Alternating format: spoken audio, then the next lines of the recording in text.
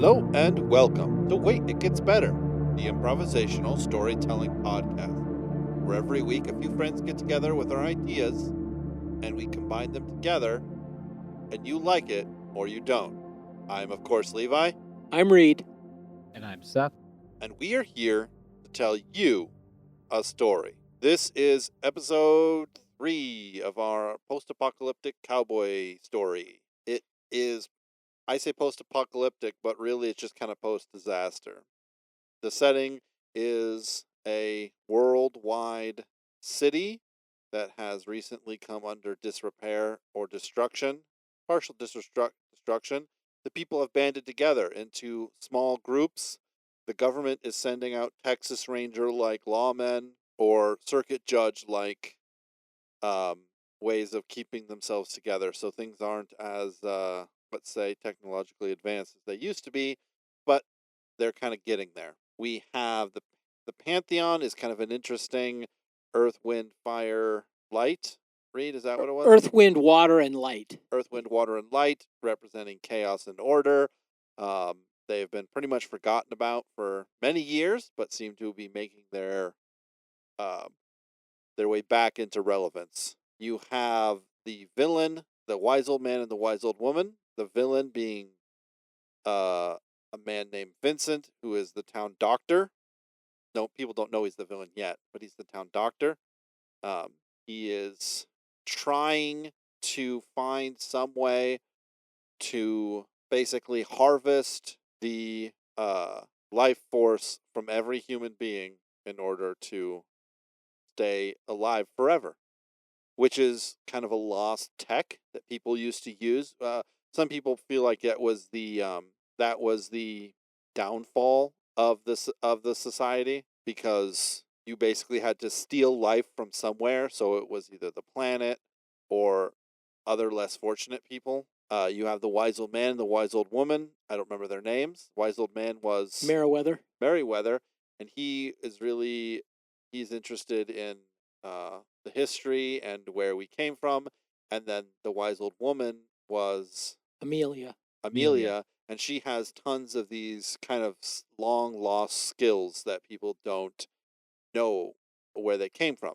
Little does anyone know, but Amelia and Merriweather are both hundreds, if not thousands of years old, having been around for, centuries and centuries since before the world kind of had its great tech boom and then subsequent collapse. Does that sound like a good, succinct... Yeah, the magic system, is basically centered around this energy, life energy, Right. Your vitality. Right. Yeah. All right, great. Let's jump right in. What story elements did you guys have? I have a random insert. I have hero. I have unique artifact. Should we hear about the hero first? Sure. Great. So the hero, his name is Alan Dredger, and he was, say, orphaned, not as a young child, but, kind of found himself on the streets. Yeah. Probably right as he was hitting his teen years. Yeah. And he was kind of taken under by Merriweather. Is it Mayweather or Merriweather? Merriweather. As kind of a father figure, and being the kind of the close relationship that Amelia and Vincent all had with that kind of triune group there, perhaps to the quartet. Who knows? Oh, yeah. But he was kind of raised by Merriweather as kind of a father figure, and so always had like a close, like, uncle relationship with Vincent, and learned a lot about, the medical stuff and a lot of the, stuff that Vincent had to teach him. I think he might have apprenticed a little bit with Vincent for a while. But what interested him too is also with Amelia learning all the old ways, ways to, find food, survive, stuff like that. So when the whole collapse happened, he was drawn into being one of these kind of Texas Rangers. Oh, cool. And so I think it plays into, I think in the last one we talked about, and this had to do with the magic system, where as far as that vitality, some people were for lack of better terms, as far as and again, if someone knows more about what this, I'm going to use the word because I explained it in the last episode. So go listen to the last episode and then Okay. come back. But onking would onk their energy back into their self instead Yeah. of letting it go. They would find a way to would onk it back. And then somehow with some of that we were talking about came like as the earth, not earth, wind, and fire. That's the earth, wind, and Water. water Earth, wind, water, light. started kind of making a comeback now that, let's say, the tech had kind of been pushed aside, either because they were reawakening or because of some glitch in like how people were doing a lot of this stuff. But anyways, I think other people started being kind of gifted with different powers to kind of balance some of the things out. One of those, I think, like not weather vane, but like a lightning rod. It Right. was lightning Yeah. rod. So it's kind of like they could pull that energy and then ground it back out into the earth. Yeah. That way it wasn't stuck in like a unbalanced loop, Yep. Yep. which I was remember that. what a lot of this was creating. So I think Alan is our lightning rod. Now I don't think, and I think maybe one of the three know this, Yeah. but they didn't really tell him. But they have kind of each taught him how to do things that utilize some of that power, like just like in teaching him how to calm himself before a fight, or like stay calm in a terrible situation, or keep his head about him, or overpower someone with like sheer will, you know. Yeah. Yeah. And so like he does a lot of this, I think, initially without knowing what he's doing, by basically grounding or grounding out other people's vitality, really. And which makes it great in the work that he does, because he's always got a calm demeanor. He always knows what to do, and no one can seem to best him because he's always almost got a, and no one can really explain it, but they just like they feel exhausted when they fight him. Like as soon as they make contact or get in too Right. close of a proximity of him, they tend to kind of feel themselves lagging or just not quite as sharp. And really what it comes down to is he's grounding out that heightened power in the area, which kind of gives him an edge. So he is out and about, kind of reestablishing some of the laws, chasing down different criminals, and because of Yeah. his other stuff he's learned from Amelia, he's helping, let's say, get some of the different systems, not necessarily systems, back online, but different like helping different communities like refocus what they're doing in order to kind of survive. And as he kind of moves on, or find who's been harassing a small community, and as he's kind of making his circuit. And I think what we were talking about last time is either Vincent is going to try to chase him down to get him back, because he wants to basically get him to ground like the energy back to himself somehow. Yeah. So I've said enough to kind of get us going on that, but that's the hero. Cool. Reed, do you want to insert your random insert, or should I talk about the artifact? I think you should talk about the artifact, but I'm thinking of this Alan Drudger. I think about like the gunslinger from the Dark Tower series, like a guy who kind of knows what he's about.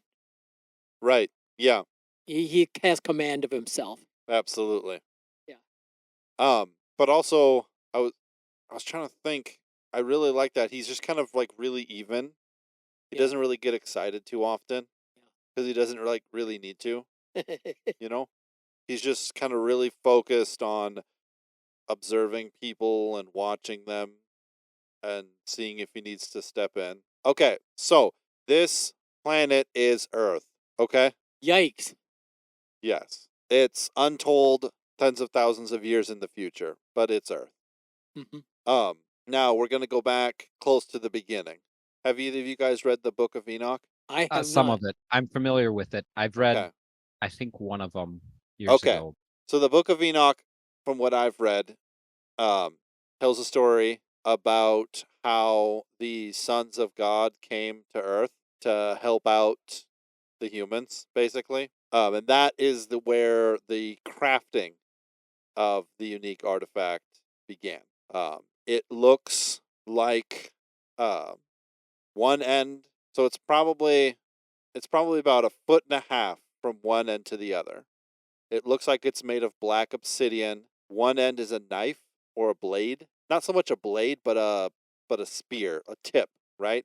And there are 3 kind of, I guess you'd call them shackles on the other end. And with this, a person can be shackled to the unique artifact, and then it can be stabbed into a person, and the internal systems take all of the people's life energy, magic system life energy, and pump it into the person it's stabbed into. Ooh. Is this also the spear that was at the crucifixion? There's been rumors. If you were like a conspiracy theorist, you have seen it in lots of places. People said that I don't remember the name. I don't want to. The Incas, are they the ones who did a lot of the human sacrifice? No, the Aztecs. The Aztecs. The Aztecs had their hands on it. It was kind of the basis for a lot of their systems for a while. Any culture that practiced human sacrifice either came from it, like they had legends back to it, or the active metropolises that practiced human sacrifice as a community had it at some point in time. There's only one. It was a device created when the sons of God came to Earth and became powerful beings on Earth and taught the humans a way to manipulate manipulate the system, manipulate the powers of nature, basically. Some say the reality is that humans evolved to be able to utilize this power only because this device exists. If this device didn't exist, they wouldn't need to be able to control this power that's coming out of them. It would just be another great wonder that would exist in the universe and no one would ever know about. But because this device existed, the need to be able to protect themselves against a supernatural power like that became necessary, and therefore a lot of other things have happened. Vincent does not have this device, but what he does have are the detailed schematics, because a couple thousand years ago, when the great planet-wide city was being worked on, this device was analyzed and retrofitted, and more devices like it, lesser like it, were devised in order to take people's life energy, and that became kind of the currency. Is you would give up a little bit of your life energy and it would like power the streets and the lights and everything. And then eventually it was used in a larger scale, stabbing into the earth to take the earth's energy as well. So he doesn't have the device, but he is building a device like it, based on the schematics of this thing. It's been lost for thousands of years, but it is kind of like it's kind of like irrefutable proof in a spiritual world, but it's been so long that humans just kind of don't regard it as a reality, even though it's a reality everywhere. They just, it's just been so long, we just don't really think about the fact that like an angel came down and taught humans how to make it, or made it for humans so that they could advance quicker, and it was like a way to deal with prisoners and stuff, Right. But anyways, that is the ancient artifact. So I think that one of the things that Vincent is doing is he's created this thing, but he needs the hero in order to activate it, or in order to sort of begin the siphoning process. Okay. I think maybe with the hero, because he has like the lightning rod, Yeah. like he can direct where that's going. So normally if he's grounded, it grounds back into like the circle of life, the cycle of the earth, Yeah. earth, wind, fire, or the earth, wind, Earth, wind, water. light kind of thing. It disperses back into its natural Right. thing. Although with that as well, he can then also redirect it to where he might want. And so I think that's what he's caught on. And maybe Amelia or Merriweather knows this, and maybe that's why they never told Alan, because they just, let's say, maybe gave him other exercises that utilized some of what it was, so Right. that, let's Right. say, knowing what that was, because they knew that someone might want to use the great powers for evil, and yet helped him cultivate that power, but so that he wouldn't exactly know, and then other people wouldn't exactly know what it was. But perhaps Vincent has figured it out, because of course he's grown up next to the kid, or I now was he's not a kid, but Part of me is thinking that, they're your guys' people, so you can decide if you want this to be true. But I had this idea that both Meriwether and Amelia were bad, or were morally gray. Like they built the devices that destroyed humanity, or they knew a lightning rod, right? Or something like that. Like they have some reason to be so powerful, and also to be so old, and to hide it, and to want to give special attention to this lightning rod. Right. You I know, think maybe there's something that they're trying to run from, or they're hiding from, or they're trying to make sure never happens again, you know? so, maybe not bad now, and maybe not, let's say, bad before. But again, if a lot of people were doing what they were doing in the past, and perhaps most of this last generation has lost that idea, because, let's say, with all that great power they fought, and there was, you know, different, let's say, underground power struggles. But if they were, let's say, onking this energy back, out of proportion, it might have been morally gray. It might not have been made them evil, but let's say with whatever happened, they know that it's not the way, it's not the right way. So maybe now that's why they're getting older, is because since this event has happened, they have stopped doing that. One of the things about Meriwether is he's from the clan of the general. The general Right. goes back Right. to the, uh, you know, one of the the beginning of the story. We're talking about how some people had this ability to tap into this force, and you could draw it into a place where it would kind of break the dam. And then this general was trying to marshal all the resources he could to win for his side. And it's just like this, that was where like the great destruction kind of centered, with that great explosion. And that was the where these soul shards like just shattered out of shards of like soul energy, the crystals that some were especially of his clan were able to use. Right. And that kind of fits with what you were saying, I think, right? You have the power, and power corrupts. So there's a grayness that comes from the use of that power every Yeah. time. Yeah. Yeah. Yes, I would say at least those two are, let's say, trying to, and not that let's say they might have. It's not like they were like wicked villains, but let's say trying to atone for their edgy crimes Yeah. against. Part of me was thinking it's kind of like how Kal-El, right? That's Superman. Jor-El is his father. When Jor-El goes to load Kal-El into the ship to leave Krypton, he doesn't go with him, right? He could go, and his wife could go, and they could all go to Earth.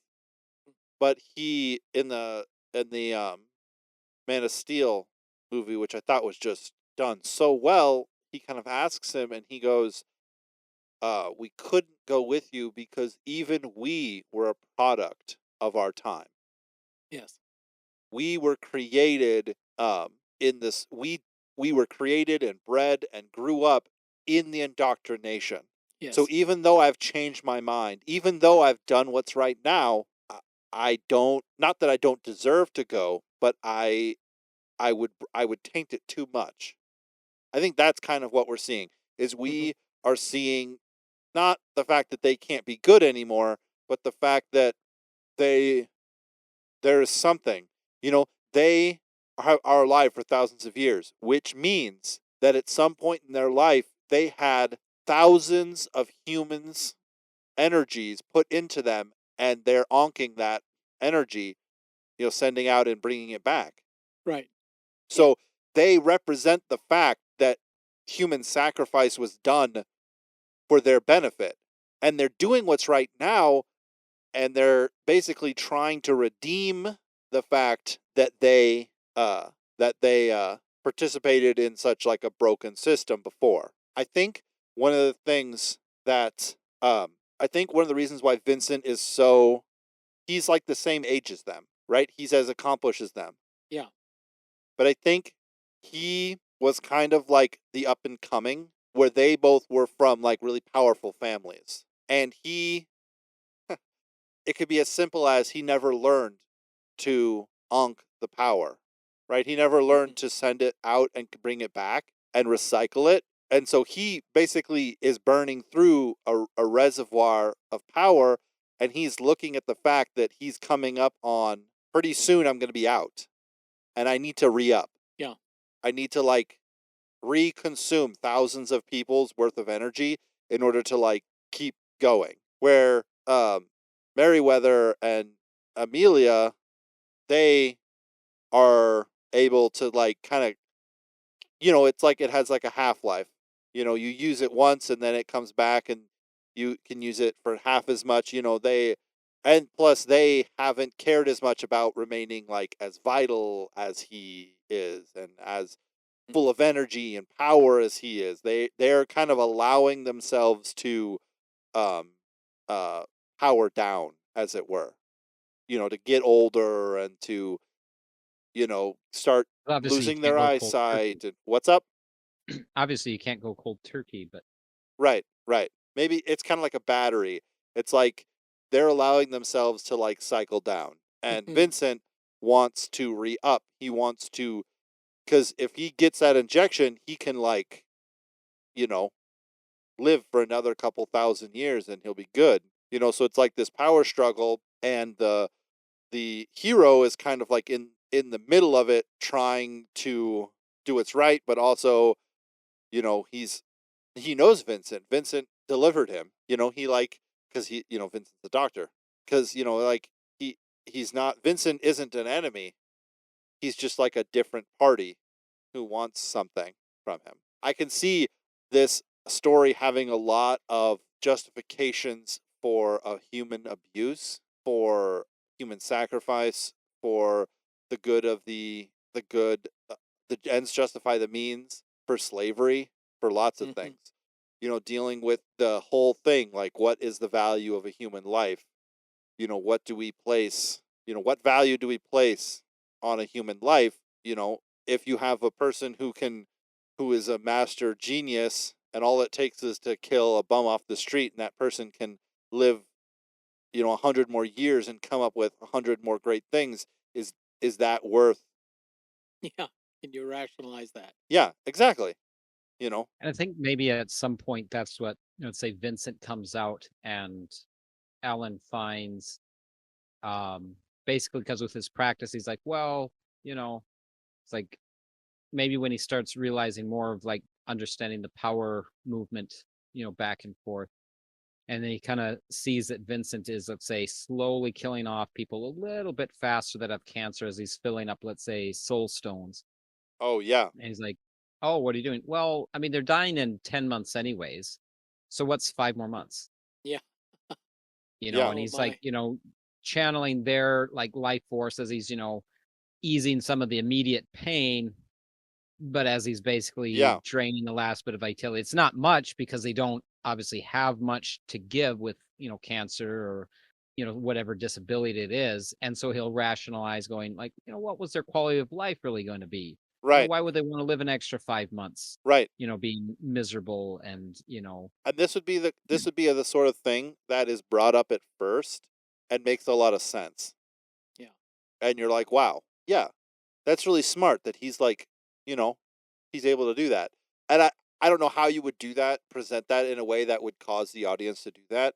But then all of a sudden something happens and, you know, you kind of get this like frame shift as he is confronted with the fact that Vincent is not, he is, he's being selfish with it. I don't know. I was just trying to think of that because I was just reading these books, these Dune books, and there's like this guy who like is working for the bad guys, and he loves it because he thinks it's the right. He's a slave, but he thinks it's the right thing to do. He thinks humans are irrational and AI is ultimately rational. Therefore, why wouldn't we want AI running our lives? You know? And then all of a sudden, he gets this kind of confronted with this idea of free, independent thought that he literally never thought about before. And he immediately stops thinking like a logical computer and starts to think like a human because the opportunity is there, and then it's just everywhere, and immediately he turns against everything he's loved his whole life because he realizes that all of a sudden, I was just thinking of something like that, some sort of shift like that that would right. So I know, I think I know what it is. So at the beginning, so of course you have like these circuit judges that come around, and you right, have right, they catch the criminals, they bring them, and they, as it would be, hang them high. If yeah, anyone's seen the Clint Eastwood Hang 'em High. I have seen it. It's good. Okay. Yeah. So I think, they catch these criminals, these lawless no-gooders, and they execute them, right? However, what they've done with like the artifact, they're executing the criminals, right? Mhm.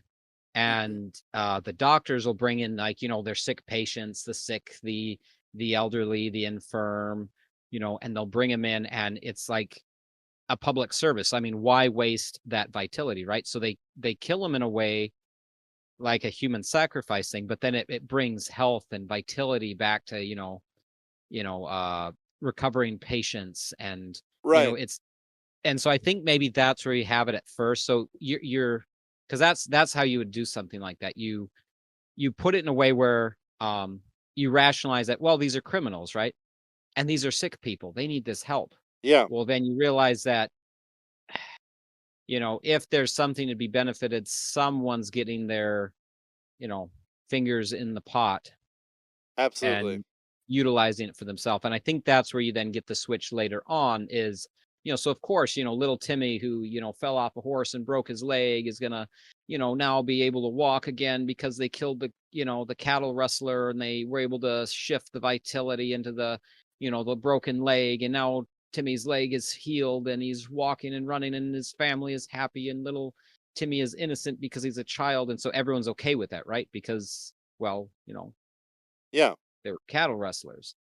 Um, and the child is this innocent bystander. But then when you realize, oh, they have the ability to do this, well, then you realize that, other people are, helping, you know, like in that case, then other people that are, well, they're miserable with cancer. We can't cure that. They're dying, and, they've got 10 months to live, a year to live. They're going to be miserable that whole time. We're helping them and their family not be miserable. Well, then who's getting the power? Well, I mean, I'm the doctor. I might as well, right? yeah, Well, I thought we were out to help like the sick and the elderly. At first you might rationalize, right? They've only got, like, was it the arguments for like euthanasia and stuff? yeah. But Uh, But the where then, question the question really being, how valuable is a human life? Maybe it's when they bring in like a flash flood and they bring in a teenager with two broken legs, or even better yet, someone like in a coma, comatose in a coma, and it's like, here's a teenager, so he's got 50 years of vitality in him, and it's been 8 months and he hasn't done anything, you know? Well, for the good of everyone here. What was it? You add his water to the Sich? Yeah, How do you say that word? to the CH. Yeah, add his water to the clan's water supply. Yeah. Well, that's after they die, you know. Well, I'm just going to throw in the random insert here is, Meriwether's been fascinated by studying what had happened, this whole process that took thousands of years to literally, build a superstructure over the oceans. Right. So we were no longer at the whim of wind and waves, so to speak, and Yeah. had control of the water resources, and then careful, the sun's radiation, so that nobody's getting sunburned and nobody's freezing, and and that energy is being utilized, in a controlled manner, and Right. and so Meriwether's, in his study of the ancient texts, he was led to find the entrance to what he called the crystal caves, and it was basically a cave structure, that in before times had been formed by the movement of water, which Right. is no longer a thing, right? And he finds there these crystalline columns, and they're revealed to him to be these life source nodes, and an entity referring to himself as the earth began to at first Meriwether just heard like a resonance, like a harmonic, but then he realized that it was literally testing vibration to make contact with his brain and literally beginning Cool. to communicate.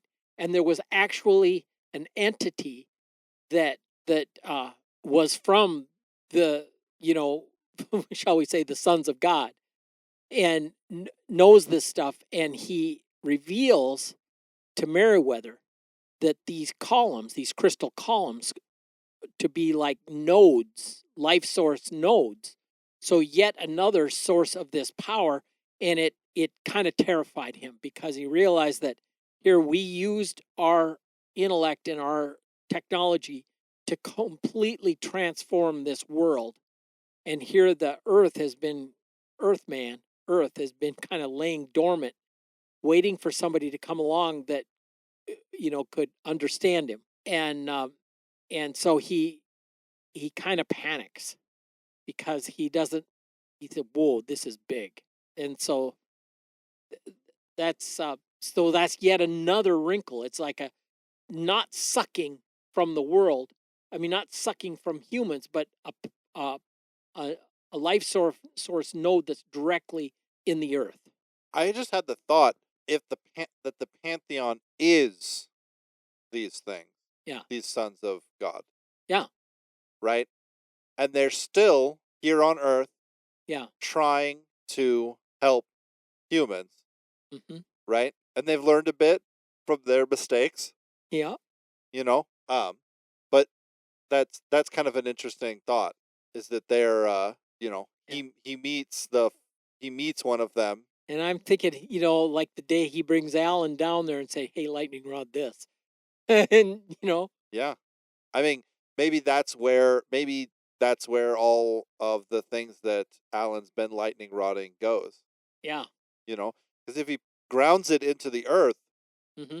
then the earth is just like sucking it up and creating these giant crystalline structures for some day.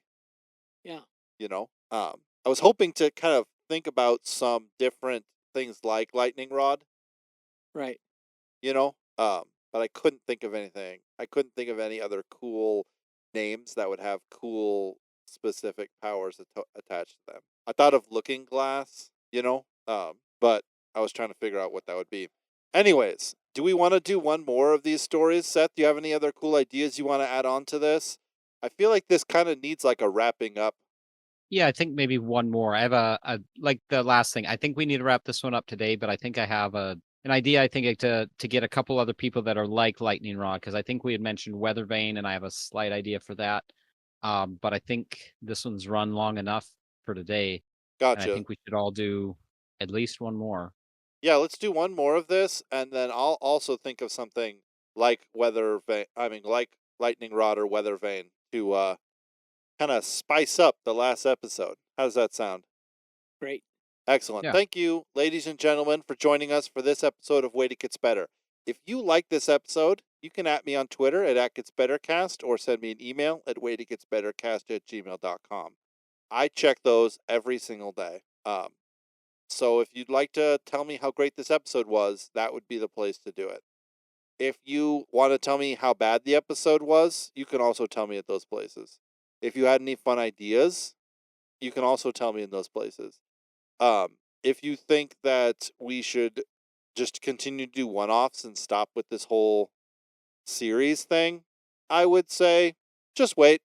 It gets better.